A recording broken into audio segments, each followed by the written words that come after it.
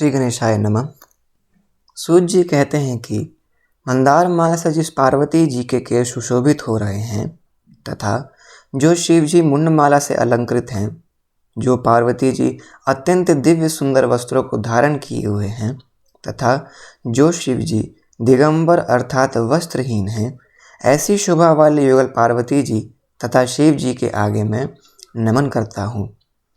मन भावन कैलाश पर्वत के शिखर पर बैठी हुई पार्वती जी कहती हैं कि हे परमेश्वर, आप हमें कोई ऐसा अनूठा गुप्त व्रत या पूजा मंत्र बताएं जो सब धर्मों की अपेक्षा सरल हो तथा जिसमें श्रम भी थोड़ा कम करना पड़े और फल श्रम से अधिक मिले। हे नाथ, यदि आप मुझ पर कृपालु हों तो कृपया ये विधान मुझे बतावें। हे प्रभु, कृपया बतावें कि किस तप, व्रत या दान से आप जैसे परमेश्वर जो अनादि अनंत हैं हमें प्राप्त हुए हैं। सुनकर शिव जी ने कहा, हे देवी, मैं तुम्हारे प्रणय में आसक्त हो तुमको एक ऐसा व्रत बताता हूँ जो केवल मेरा है और गोपनीय है। जैसे नक्षत्रों में चंद्रमा, सब ग्रहों में सूर्य, वर्णों में ब्राह्मण, देवताओं में विष्णु भगवान, नदियों में गंगा, पुराणों में महाभारत, वेदों में सामवेद और इंद्रियों में मन श्रेष्ठ है, अब मैं तुम्हें एक ऐसा व्रत बताऊंगा जिसका उल्लेख पुराणों, वेदों और स्मृतियों में किया गया है। इसे तुम मन लगाकर सुनो। जिस व्रत के प्रभाव से तुमने मेरे अर्धासन को प्राप्त किया है, मैं तुम्हें वही बताऊंगा, क्योंकि तुम मेरी प्रियतमा हो। शुक्ल पक्ष की तृतीया तिथि को भाद्रपद मास में हस्त नक्षत्र से युक्त उसके अनुष्ठान से नारियों को पाप कर्मों से मुक्ति मिल जाती है। हे देवी, आज से कुछ समय पहले तुमने हिमालय पर इस व्रत का पालन किया था। इसके बारे में मैं तुमसे कहूँगा।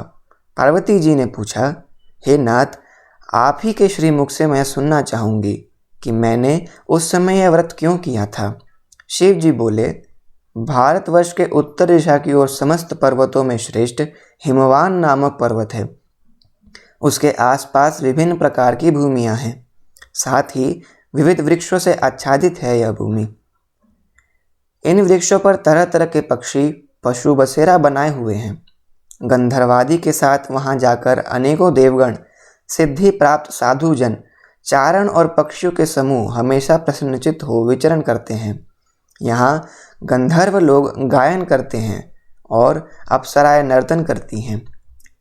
पर्वतराज के शिखरों पर अनेक प्रकार के स्फटिक, रत्न और वैदुर्य मणि आदि के अनेक खाने हैं। यह पर्वत बहुत ऊंचा है, इतना ऊंचा कि वह अपने मित्र के घर की तरह समझकर आकाश का स्पर्श करता रहता है। पर्वत की सभी चोटियां हिमाच्छादित रहती हैं और गंगा नदी की जल की स्वर लहरी सदा सुनाई देती रहती है। हे गिरिजे, तुमने बचपन में ऐसे ही पर्वत पर तप किया था।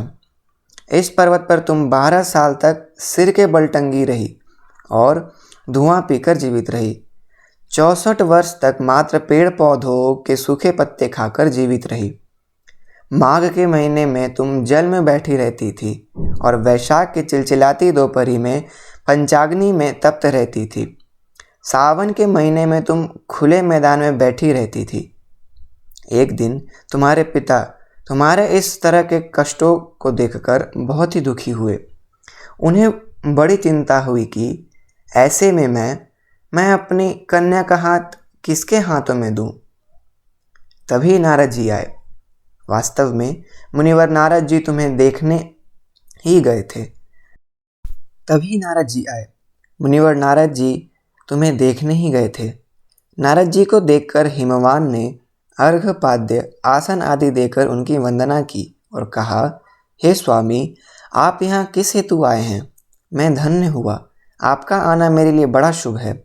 नारद जी बोले, हे पर्वतराज, सुने, मुझे विष्णु भगवान ने भेजा है, इसलिए आपके पास आया हूँ।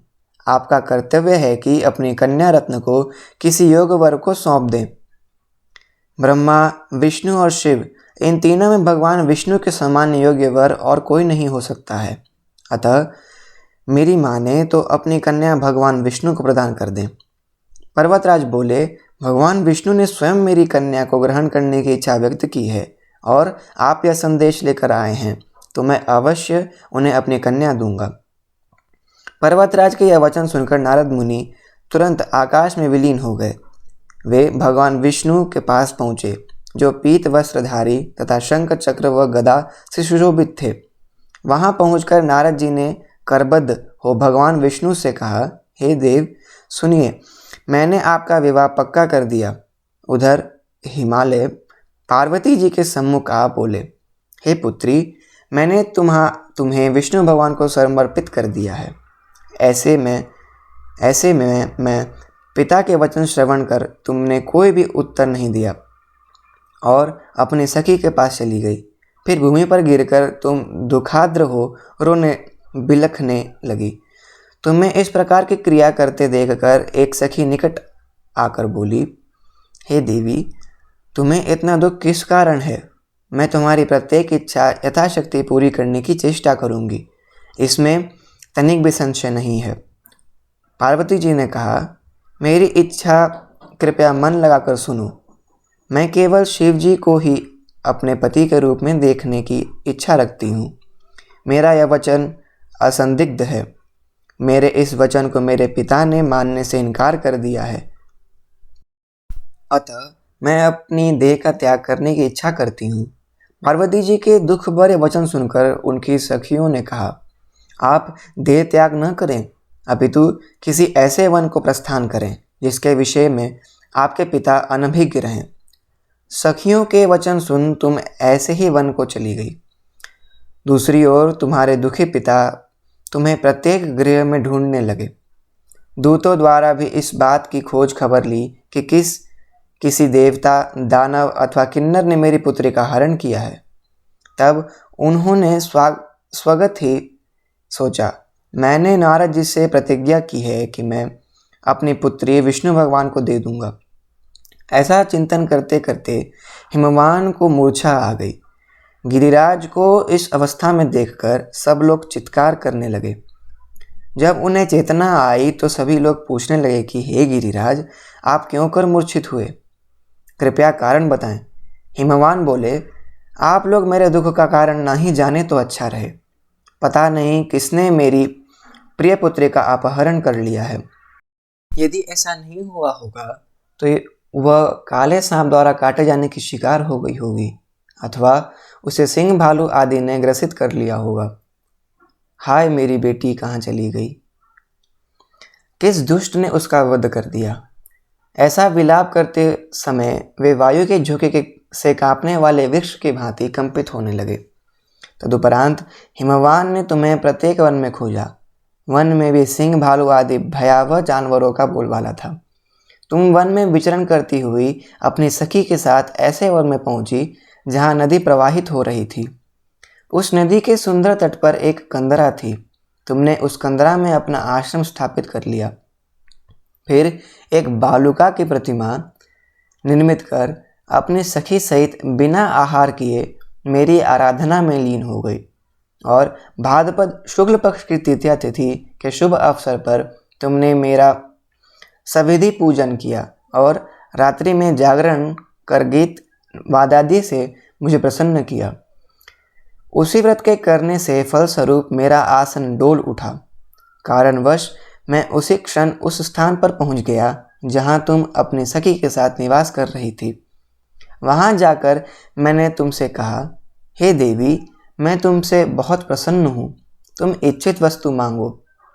तुमने कहा, मेरे देवता, यदि मुझ पर प्रसन्न हो, अनुग्रह करना चाहते हो तो मुझे पति के रूप में प्राप्त हो। मैंने तथास्तु कहा और कैलाश पर्वत पर लौटने पर प्रातः तुमने वह प्रतिमा नदी में बहा दी। फिर तुमने अपनी उस सखी के साथ उस महाव्रत का पारण भी किया। उसी समय हिमवान भी तुम्हें खोजते खोजते वहां आ पहुँचे। चारों दिशाओं में तुम्हें खोजते खोजते तुम्हारे पिता शिथिल हो गए थे। फलस्वरूप जैसे ही वे तुम्हारे आश्रम के निकट आए, भूमि पर गिर गए। कुछ क्षणोपरांत नदी के तट पर उन्हें दो कन्याओं के दर्शन हुए। उन्होंने तुरंत तुम्हें अपनी छाती से लगा लिया और विलाप करने लगे। तदुपरांत बोले, हे पुत्री, सिंह व्याघ्र से भयावह इस वन में तुम किस कारण से आई? तब पार्वती जी ने उत्तर दिया, हे पिता, मैं पूर्व ही स्वयं को शिव जी को समर्पित कर चुकी थी। आपने उनके साथ विवाह की बात नहीं मानी, इस कारण मैं इस बेहर वन को चली आई। हिमवान ने उसे धैर्य बंधाया व कहा, हे पुत्री, तुम्हारी इच्छा के प्रतिकूल मैं कुछ भी न करूँगा। उसी क्षण वह तुम्हें अपने घर ले आए और मेरा तुम्हारा विवाह संपन्न कर दिया। इसी कारण तुमने मेरा आसन प्राप्त किया है। उस समय से लेकर अब तक किसी अन्य के सम्मुख इस व्रत के विषय में मैं कहने का मुझे अवसर नहीं मिला था। हे देवी, अब मैं तुम्हें यह वृत्तांत सुनाता हूँ। इस व्रत को हरितालिका के नाम से क्यों कहते हैं? पार्वती जी बोली, हे प्रभु, आपने नाम तो बताया, किंतु इस व्रत की विधि भी बताइए। इस व्रत को करने से क्या पुण्य मिलता है, वह क्या फल मिलता है तथा कौन इस व्रत को कर सकता है? तब श्री शिवजी पार्वती जी से बोले, हे प्रिय, नारी जाति के हितार्थ में इस उत्तम व्रत को कहता हूँ। वे स्त्रियां जो अपने सौभाग्य को अखंडित देखना चाहती हैं, विधि पूर्वक इस व्रत को रखें। सर्वप्रथम केले के स्तंभ आदि से सुशोभित करके मंडप का निर्माण करें। तदुपरांत उसमें विभिन्न रंगों के रेशमी वस्त्रों के चंदोवे से सुशोभित कर चंदनादि सुगंधित द्रव्यों से उस मंडप को लीपें। तदुपरांत शंख, भेरी व मृदंग आदि बजाते बजाते हुए जन समूह के साथ मंगलाचार करते हुए पार्वती जी तथा शिव जी की प्रतिमा को स्थापित करें। उस दिन पूरे दिन व्रत करते हुए बहुत से सुगंध युक्त पुष्प, गंध और सुगंधित धूप तथा विभिन्न नैवेद्य आदि से मेरा पूजन करें और समस्त रात्रि जागरण करें। सभी बताई गई सामग्री के अतिरिक्त नारियल, सुपारी, जम्भीरी, नींबू, लौंग, अनार, नारंगी आदि जो भी फल उपलब्ध हो एकत्रित कर लें। उस ऋतु में जो भी फल फूल उपलब्ध हो उन्हें खास तौर से रखें।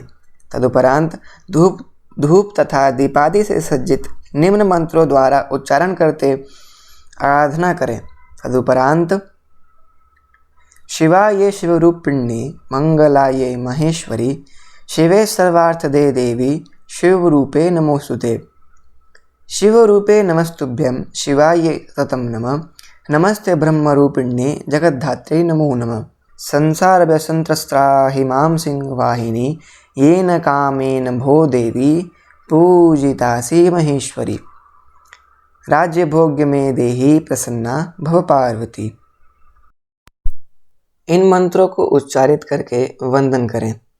इनका अर्थ है, हे शिवे, शिव रूपिणी मंगले, सब संपदाओं की दात्री देवी, हे शिव रूपे, आपको नमस्कार है। हे शिवे, आपको सर्वदा नमस्कार है। हे ब्रह्म रूपिणी, आपको नमस्कार है।